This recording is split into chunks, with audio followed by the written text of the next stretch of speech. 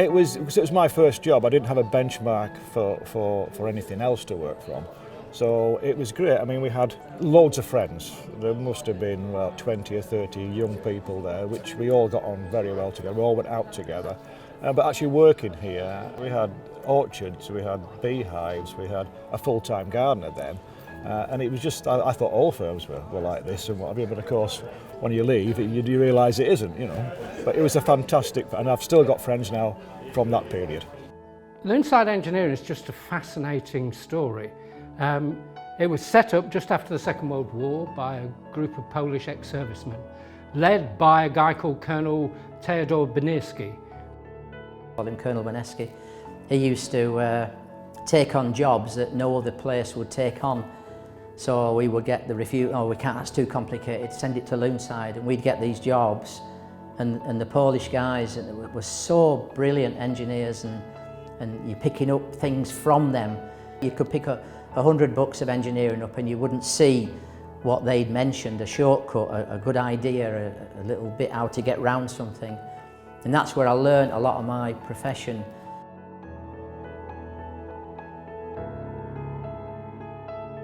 Luneside Engineering went on right through up until the 1990s when it was sold to another engineering firm. We took it over and it is now Halton Mill. We converted it initially into offices and workshops and then it sort of grew.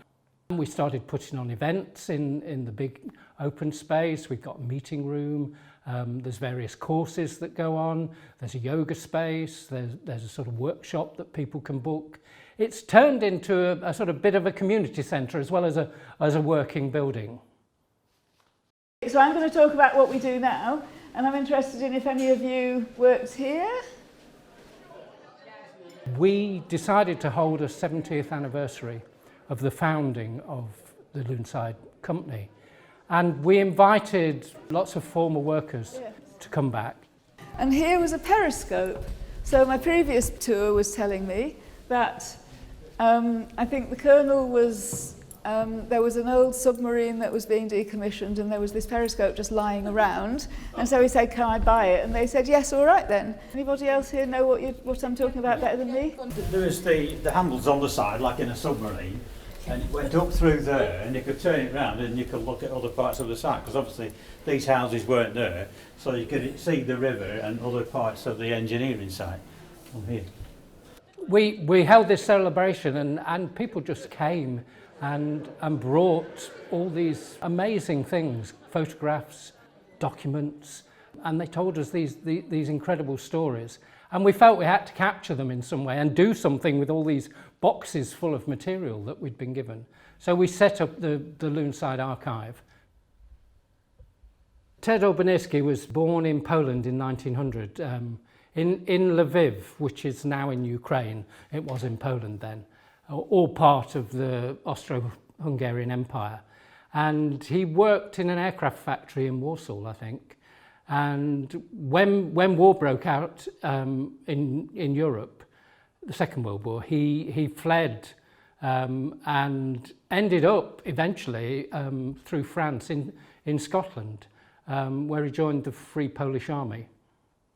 When the war ended, the British government very generously offered the Polish forces members 2 years during which they could remain in Britain if they wished, and the government would pay for them to be trained for civilian jobs. And they opened a big camp in Milam, and my father was in charge of the education there in Milam, and that lasted for 2 years. After the 2 years at Milam, they couldn't go back to Poland because of the sort of communist takeover there.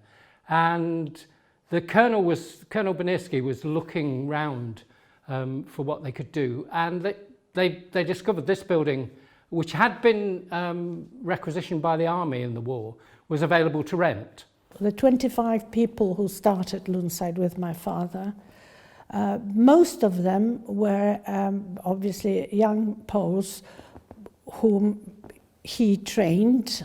and who were keen to do something for Poland. They were hoping that one day they would be able to move the factory to Poland. But of course they had no work to begin with. But they all equally willed to do best, to do well, to find work and to prove that they were capable, not just as engineers, but as Poles. They had no equipment, they had nothing. So they started painting fences, repairing cars, did a lot of landscaping. A lot of the landscaping on the coast homes in Morecambe were landscaped by Poles. They did anything they could possibly do while my father tried to find some engineering work for them. And his first big customer was an Australian company that were making some motor cars, and they had to assemble them. This car that they were working on was meant to be some sort of people's car, sort of cheap, affordable car for the masses after the war. And it's a bit of a sad story. It never worked out. The company in Australia went bust or something, and Luneside Engineering never got paid for it. And the amazing thing is, we had a phone call a few months ago. Somebody had found a chassis of this car in a scrapyard in Kendal. There was a much more successful sort of business venture, strange as it may seem, making mechanical elephants as a seaside ride. These went out to seaside towns sort of all around the country as far as we can find out. And yeah, they came back here for maintenance. He never talked much about the elephant. I think it was so far away from his image of what Loonside is to be, precision engineering, and it wasn't the embodiment of an elephant. And so whilst he was very, very pleased to be able to be associated with it and give people work, he wanted to be taken very seriously.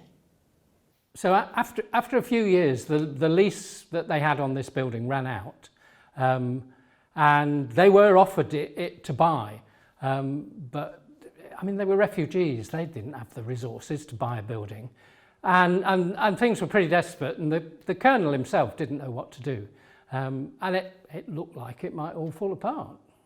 And then he found this wonderful man, Mr. Bradley. Mr. Bradley and Mrs. Bradley had a little newspaper shop in Lancaster at the corner of Meeting House Lane. And my father passed it every day, going to the bus station to come here, and would stop for his paper and for cigarettes. Cigarettes were rationed there, but by the time he got to know and charm Mrs. Bradley, she always had a little extra package of cigarettes for him. And so one time he happened to be talking to Mr. Bradley, and he says, I'm really broken-hearted because I don't think I'll be able to keep up this company. And Mr. Bradley says, how much do you know? And he lent him $5,000, which they needed to pay for this thing. So it's really Mr. Bradley that saved the business. And they became lifelong friends, and Mr. Bradley became one of the directors of the company, and he was always very involved. And of course it was so much easier to plan ahead once my father knew he had the financial backing of Mr. Bradley.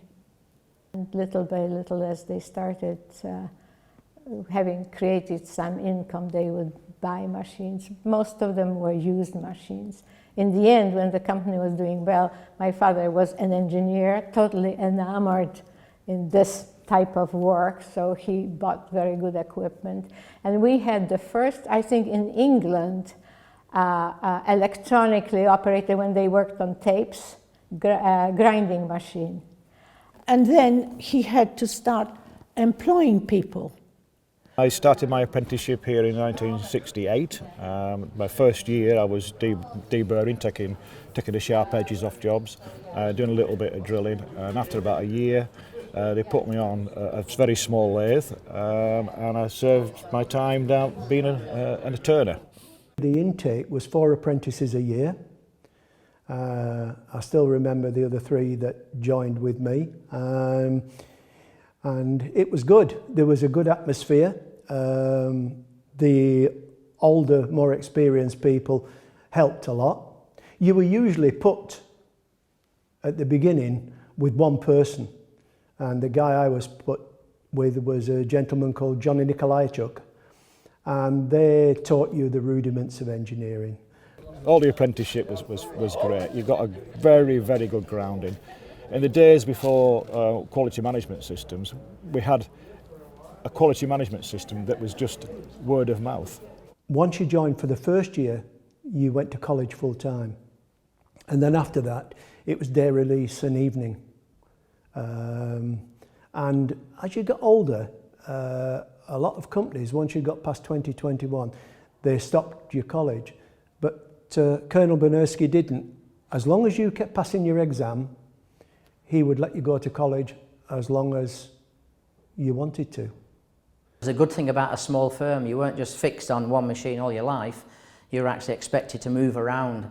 And if there was shorter work on the turning section, I'd go into milling because I'd had a year at college in my apprenticeship, so I knew how to do with the milling. You'd get a drawing, you'd get some material, and it was up to you to work out how to do that job. And so you had to sometimes grind your own tools in order to do something, or go to stores for pieces of equipment. Depending on the material, you might have to have particular tools for that particular material. So you have to decide in what operations, what series of operations you would tackle that piece of work. So you're always thinking about it, and then if it was tight tolerances, you have to be very careful that you didn't take too much material off, because then it'd be scrap. So there was always a pressure to finish it and a pressure to get it right. To give you an idea of the accuracy, if you take a hair out of your head, which measures about 2/1000 of an inch in old money, if you split that into 4 sections, that's about the accuracy that we had to work to. I did a variety, various components, whether it was aerospace, Vickers in Barrow, Ingersoll Rand that we did work for, Flexibox in Manchester, compressor parts, British Nuclear Fuels, or United Kingdom Atomic Energy Authority. So there's all sorts of different components all over. You might work on it a little bit, and then somebody else would do some other work, etc. So it was always, yeah, you were working on something important. One thing the old man did, which was brilliant, I think I'd only been an apprentice a year or 2 years, and every 4 years there was a major engineering exhibition in London, and he paid for us apprentices to go. Some of the older guys came to look after us, but he hired a coach, took us down to London, booked us into a hotel, and we went to the engineering exhibition. And he did that every 4 years to bring you up to speed with what was happening in the world, you know, the latest developments in engineering. Colonel Beniski continued to employ not just Poles, but other immigrants. My guess is because he understood what it was like to come to or to have to leave your homeland and come somewhere else and to struggle. And I think it was a real eye-opener for local people. There was definitely a couple of Hungarians. There was definitely at least one Czechoslovakian. So they weren't all Poles. There were some others. And one of the big social things was in the canteen, every breakfast break, lunch break and afternoon break, there were several tables with chess sets. And a lot of the guys were avid chess players. And every Thursday, there was a van came to Loonside with Polish meats and treats, and you learnt with your Polish friend particularly, go to the van and see what they'd buy and try it. And I still now go into Manchester and buy Polish food and Polish drink. Vysnufka, which is a cherry brandy. There's always a bottle in our house at Christmas.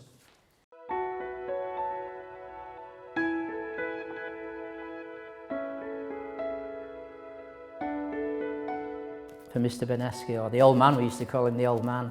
He was a great guy, a great guy. The old man, Colonel Beniski, he was a gentleman. Well, he was totally dedicated. He felt very responsive. These were young people working here. He really cared for each and every one of them. He had a little black block every day. He'd come round, he'd tweak my cheek. How you doing, laddie? And then off he'd go. And if you were wanting a little bit more money, he'd grunt a little bit. You could see him walk a few yards, pull a little black book out of his top pocket, have a look into it, put it back in again. Maybe a week later, you might have got a rise. He didn't often ask you about your job, although if there was problems, he'd know about it. But he'd ask you how you were, how your family was, how your wife was, you know. And he looked after you on a social side as well as an engineering, you know, managerial side. Socially, we always used to go out on a Friday night, round Morecambe as it was in those days, and we'd go down to the pier. Quite a lot of us would meet up, have a drink and what have you. And then we used to have what they call the dinner dance, so we'd all meet up with the dinner dance. And I think I did run a couple of discos as well. But we used to play football just below the building. There was a little bit of flat ground, we put a net up, and we used to play volleyball football every dinner time and what have you. Well, yeah, one of my lasting memories will be playing football on the ice out there. Yeah, it was an amazing thing. And I remember just further down the road is the Lancaster Canal, and that froze over and there were people skating on that. I'm not sure whether there were people skating on the loom, but we definitely played football. That was winter of '63 and it's still vivid in the memory. Yeah, cats. Yeah, there was dozens and dozens of cats. Yeah, they were all over the place. I walk into my father's office and there's a cat in the chair, there's a cat on the desk, and there's a cat draped around my father's chest. And Mr. Norris would go to Lancaster every day to buy fresh chicken meat for the cats. Cats ruled, and if a cat died, there are plaques for the cats because they were all buried here with their name inscripted on it and all this kind of stuff, yes.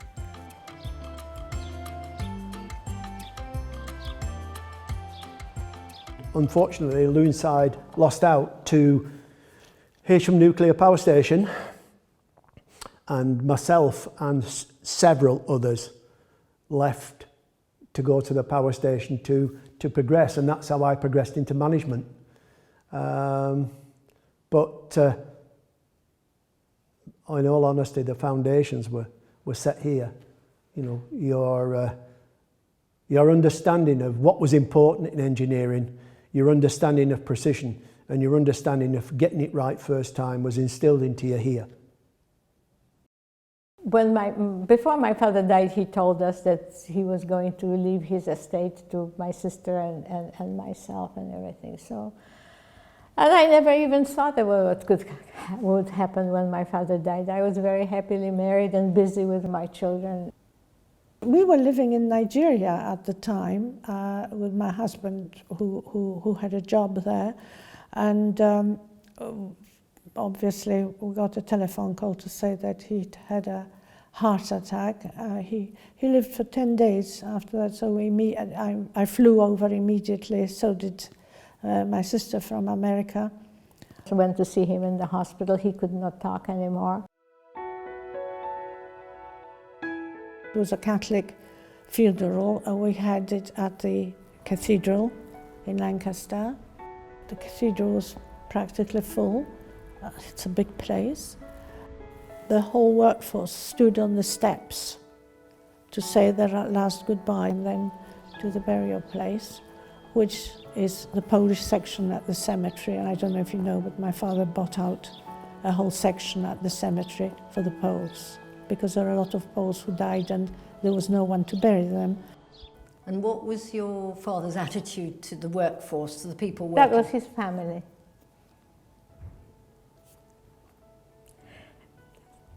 That was his family. They were his children, his grandchildren, yes. Yeah, he loved it. And they knew it, and they loved him back. Well, I must say that they were devastated at his death. Unsure, because they didn't know for several days what was going to happen, and then you can hear the whispers and going, you know, what's going to happen. So something had to be put in place as soon as possible. Ava came back from America, where she was living with a husband and sons, and to run the engineering works. And there were so few women working in that sort of engineering field at the time. And I thought to myself, you know, he loved these people. I can't just turn my back and go. I'll just keep it going and see what will happen. Never thinking that it was going to be 15 years or 16 years.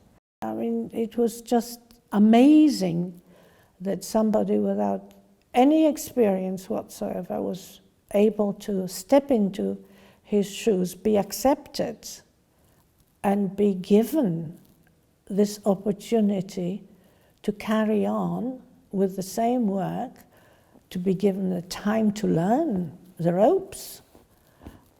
But credit must be given to Eva. She's a very bright woman. So, you know, she did extremely well. She didn't know anything about engineering. Well, she didn't know anything about technically, but she was a good boss, and the business had been built up by her father, and it was she just had to keep her things going, like, you know, and she was excellent at it. I learned the facts of this thing so I could talk their language, you know, and you know, you can see I'm a talker, so it didn't cost me anything. It just became natural. I found out about it. And I remember the first few times going to see the customers and discussing the orders and everything. And they were surprised that I knew what I was talking about, and I was surprised that I knew what I was talking about. I'll guarantee that very few women would have come in and taken that responsibility that she took. In 1980, there was a machine tool exhibition in Italy, in Milan. We had a guy, an Italian guy that worked here. He was in charge of the workshop. And I decided that I wanted to see what this was all about. So I took him and the other manager, the three of us went to Milan to see. And this was the first, my first, and their first experience with electronically controlled machine, CNC. So I bought a lathe. The first electronically operated machine was lathe. And the Vickers were the customers, Vickers in Barrow. And we used to make a lot of parts for them. And when Vickers guys came in and then they saw this machine, they also fell in love with it. And in the end, they bought one of those, and they were very expensive, but Loonside was doing very well. We had plenty of money, so I said, this is what we're going to do. And the people said, we're spending all this money, but I said, it's going to help us in the end. Then I bought a bigger lathe that would automatically change the tools and everything. That caused a problem because that one milling machine replaced 4 people. And all of a sudden, you have to let people go because the machine, you push a button and it goes. And it works for 24 hours. And you have to use it because that's competing with somebody else that has it. The big companies that used to use small subcontractors because they couldn't be bothered with this kind of stuff bought those machines, and they were able to produce them without having to go outsource. So this is the whole result of this electronic revolution. So this is what actually has in the final analysis, has persuaded me to sell. The first I knew about it, I was working, we had inspection downstairs then, and I was downstairs, and she come down and said, would I come upstairs? I wanted to meet the new boss, and I was the first to know about it. I felt sorry for my dad when I sold the factory, but the thing that made me feel better about it was that I didn't leave these people without a job. I just handed it over to somebody else. Luneside Engineering was taken over by Northwest Engineering, who continued to run it as a successful engineering works for another decade. It was then bought out by a property developer and who went bankrupt, and that's when we bought the building in 2010 and turned it into Halton Mill. So everything comes to an end, but the memory lingers on. And it's wonderful. And let me tell you here while I'm here, and that's going to make me tearful. I am so happy that you people are here, that this place is being used for the benefit of a whole lot of people, and is being maintained so nicely. People who appreciate the site, who appreciate the spirit of this. That makes me feel so happy that I'm crying. On your mark, set, go! We're really pleased that finally we're able to open the building. It's been 5, 6, 7 year journey from the mill being derelict and Luneside Engineering and Northwest Engineering closing down. The building was due for demolition at one point, and we've sort of brought it back from the brink, and we're just really pleased to be able to open sort of some new workspace in this area.